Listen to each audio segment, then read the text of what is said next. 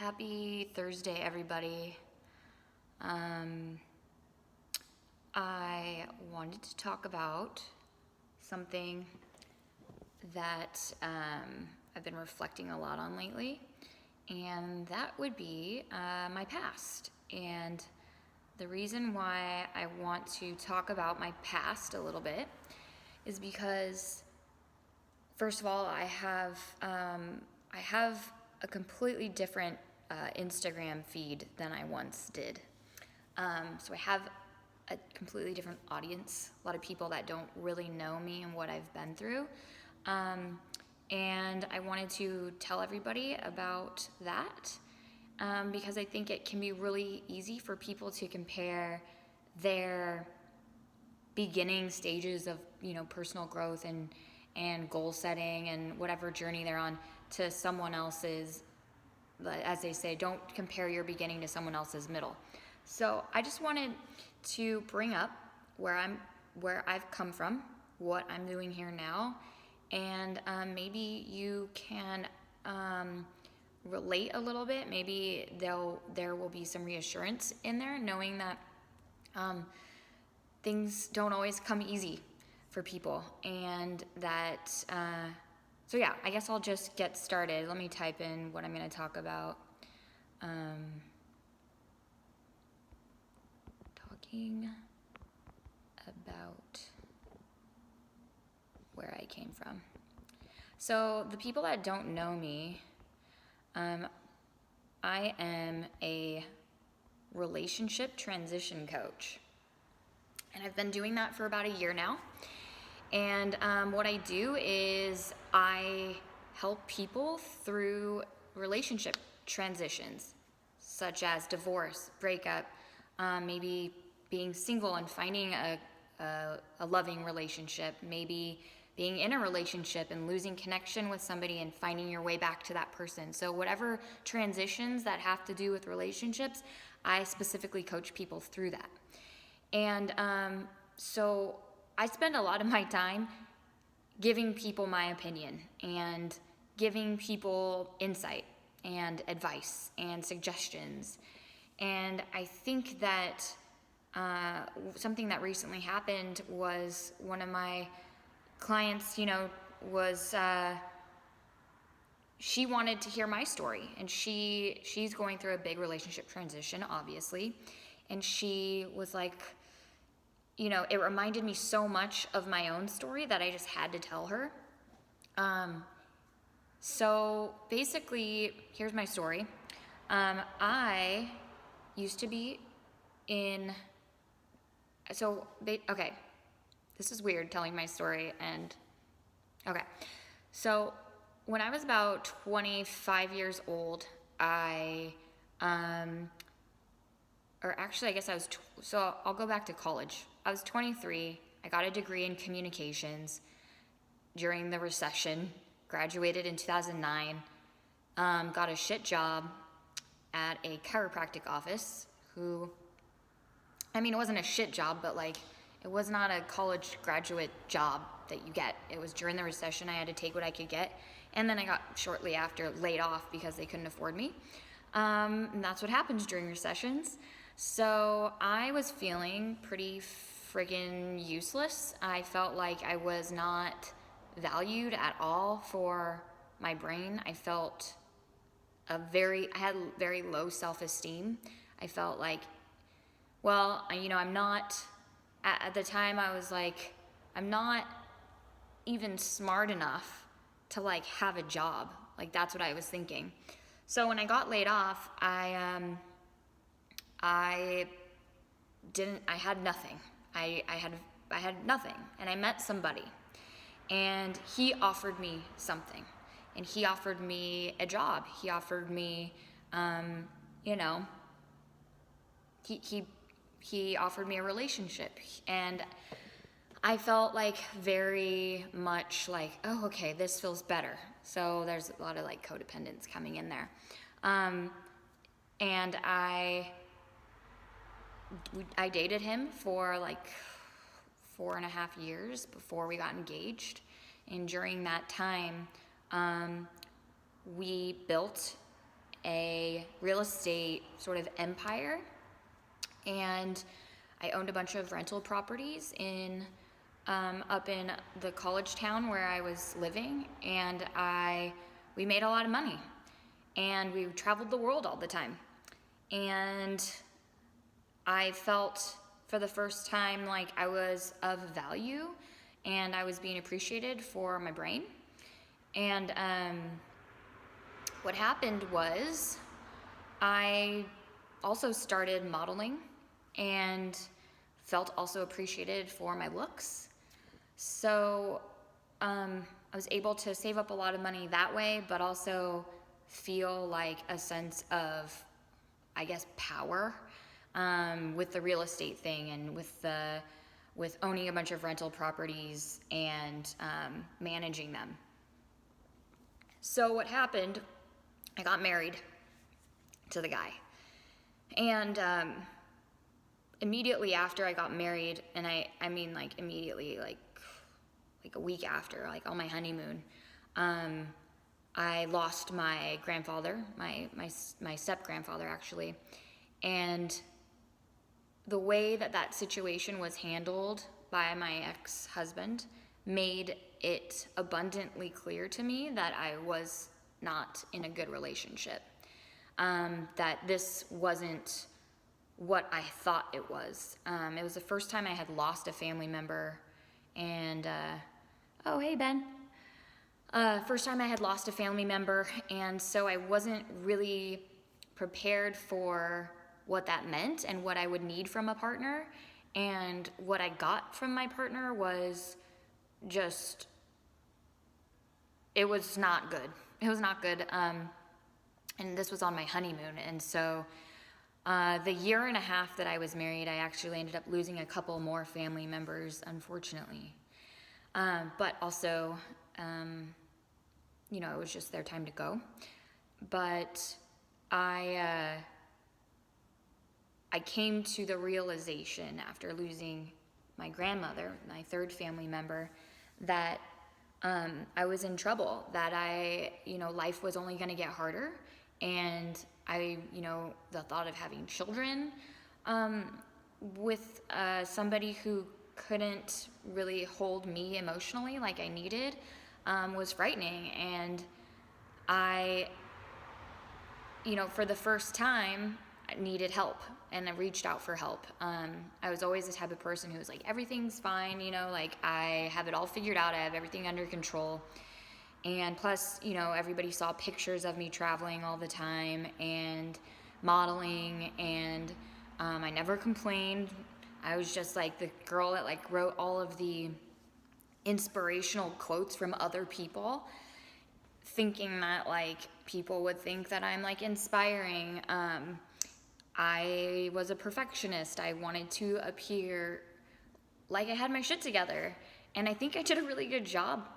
I think I tricked a lot of people, which is sad, because that was the loneliest that I've ever been, was being miserable in a marriage and everyone else thinking that I was doing amazing and not feeling like I could really talk to anybody about it. I felt extremely isolated.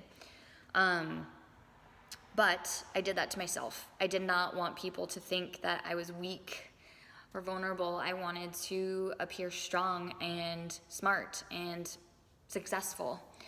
So I continued with this facade. When it finally came time for me to separate, and it was just like, I have to get out of this marriage, I was met with my family members, are you insane? They were like, what are you thinking? You can't walk away from this. Like, you travel the world all the time. What are you gonna do for a living? Like, you don't have the things that you need in here to make it work. Like, it was just very much, my support system was like crumbling, or I don't even know if it was like that strong to begin with, really, but realized that I didn't really have the support I needed. Not even my best friend really, supported me how I needed. And yeah, they were right. Actually, leaving my marriage meant leaving my career. It meant leaving the success, the accolades, the traveling adventures, the social media validation. It meant leaving a lot of that behind and stepping into something that I had no idea of what was, in front of me. Like all I kept thinking was like, what am I gonna do? Who will I be? Will I survive? Will I be able to figure it out? Like, when the people in your life that are supposed to be holding you up the most are telling you, like, you aren't going to be able to figure this out, Leah, it really made me question myself. It made me question my instincts, my intuition, my capabilities, my intelligence. And I wasn't confident enough to like just let that slide off my back. So it took me, I went to therapy, and that actually helped me so much. And not that she supported me, but she told me what I needed to hear, which was, you need to trust yourself, because everything you've been doing up until this point, all the decisions you've been making that are based off of everyone else's opinions, has led you here to this unhappy, isolated, lonely, depressed place. So right now, you need to do things differently. You need to, for once, listen to your heart and listen to, that inner gut feeling of get out of your marriage, and you are smart enough to figure it out. So I got out, I left, and with some of the money that I had saved up from my modeling, I without a job too, I left my marriage. I moved to San Francisco because something inside of me was saying to move there. And at that time, all I kept thinking was, trust your gut, trust your gut. Don't listen to anybody else, just trust your gut. So I moved to San Francisco, most expensive city. Like, it was insane now that I look back on it, but it felt very insane being in it too. So some of the money that I had saved up from my modeling, I decided to put myself through life coaching school, because I thought, I'd always been the type of person that people turned to, and I was a good listener, and I was somebody that, could offer sound advice, but I wanted to do that in a way that was also bringing me prosperity, and not just like a codependent, oh, let me just give to everyone else. So anyway, I went to life coaching school, spent my money, even though I didn't have an income, didn't have a career, didn't have, a future ahead of me. I think a lot of people forget, when you get, maybe not forget, but when you get married, you plan out your entire future with that person. If you're like me, that's what I did. I planned out my entire future. So when you walk away, you lose that vision, and you have to create a new one for yourself. And it's a scary, scary feeling. So went to life coaching school, became a life coach. Year later, here I am now. My whole life coaching journey has been insane. So much self-doubt, so much doubt that I'm having to work through every day. And that's getting easier, but that I'm constantly having to face myself and these walls that I've put up. And I bust through a wall and then start walking. I'm like, oh, I did it. And then I'm like, oh, there's another wall. So bust through that one. And it's just I'm telling you this because I want to share that, people turn to me now for advice and for authentic insight and for some creative new ideas about how to better navigate towards something that feels right for them. And I just want to remind people that we all are on our own journeys, and sometimes going towards your dreams and going towards your life's purpose and your life's calling feels extremely wrong, and it feels extremely uncomfortable, and people will tell you that you don't know what the hell you're doing. And it doesn't always, it's not easy. I think people mistake, like, oh, when we finally find our path and we're in alignment with that, then things will just start flowing and things will be easy. And it's like, you do not deserve your dream life unless you're earning it, unless you're working for it. And it's not one of those things that just falls into your lap. I mean, maybe for some people it does. I mean, that would be pretty cool. But part of who I am today, and part of the knowledge and wisdom that I've been able to gain, has come from my struggles and my pain and my loneliness, and literally like crying in the shower every day and not knowing like where I'm going with my life, or how I'm gonna make anything work, or why I felt like no one really wanted, me to be happy. Like it took me restructuring a lot of relationships I had, like with my family members, and being more honest with the world, and changing things like my Instagram feed to include the human parts of me, not the pretty like modeling photo parts all the time, or the inspirational quotes that I take from other people, but thoughts that I'm actually having, and things that I am afraid may not make sense to anybody. It took stepping into the unknown, being uncomfortable, and maybe proving some people wrong, in order to get where I am. And I'm sure, I still have goals moving forward. There's still places that I'd like to be and things that I'm working towards. And I'm going to run into more obstacles and more naysayers, and including myself.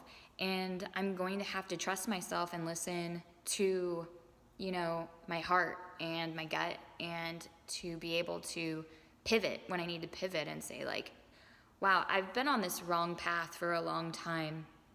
I'm, having the humility to change direction at any moment, and really also the awareness of your current moment, and being mindful of like, where am I headed, and is this path taking me there? So that's my story. Just wanted to share that with you all. I guess I'll let you know now how I feel, since I just let you know how I did feel for the first 30-ish years of my life. I feel good.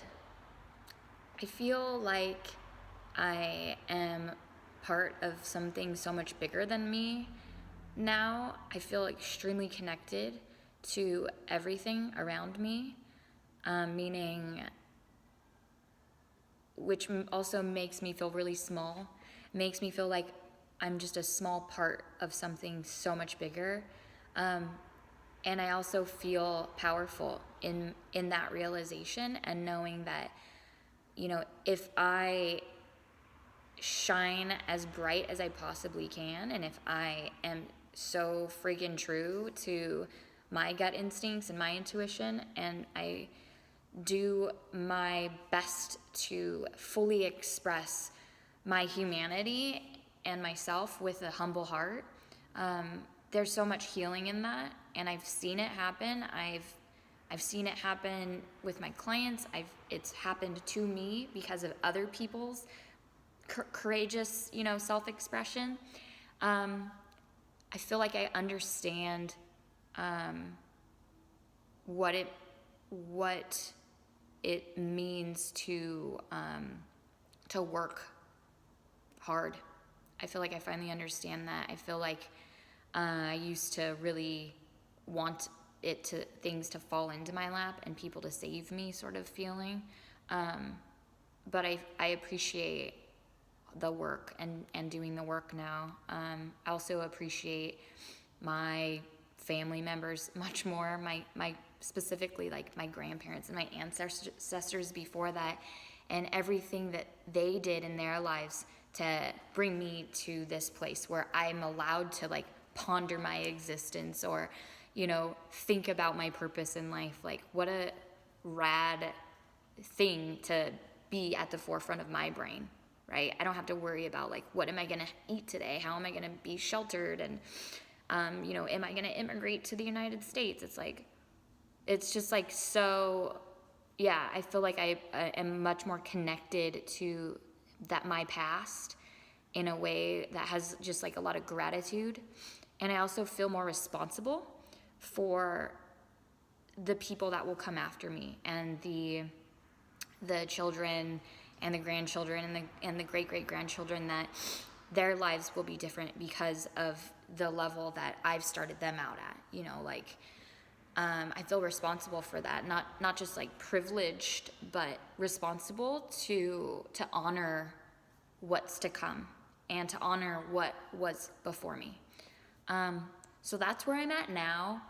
I'm in an amazing relationship, and he holds space for me and supports me and challenges me, and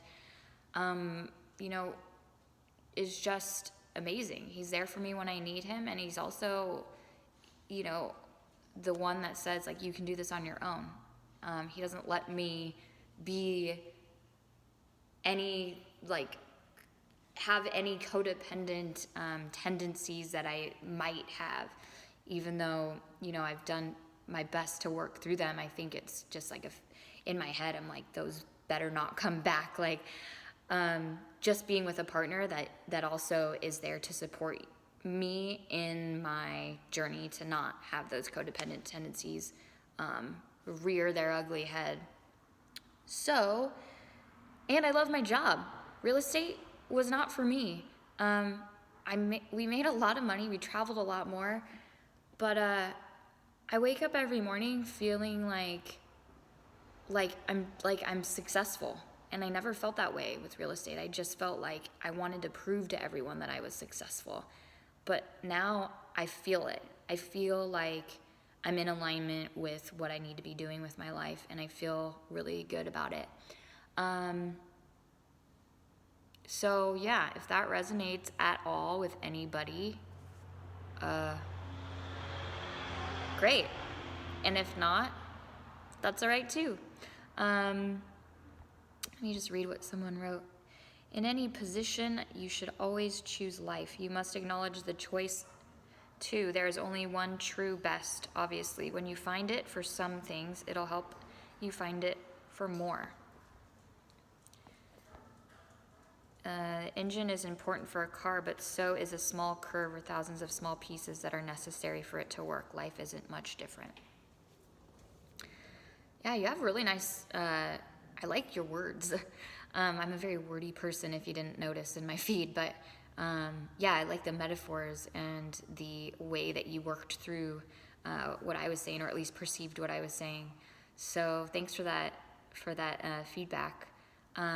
Yes, every single challenge and bump and curve in the road is so it's so necessary, for where you end up. Like, you wouldn't be where you are if it weren't for every little thing that happened.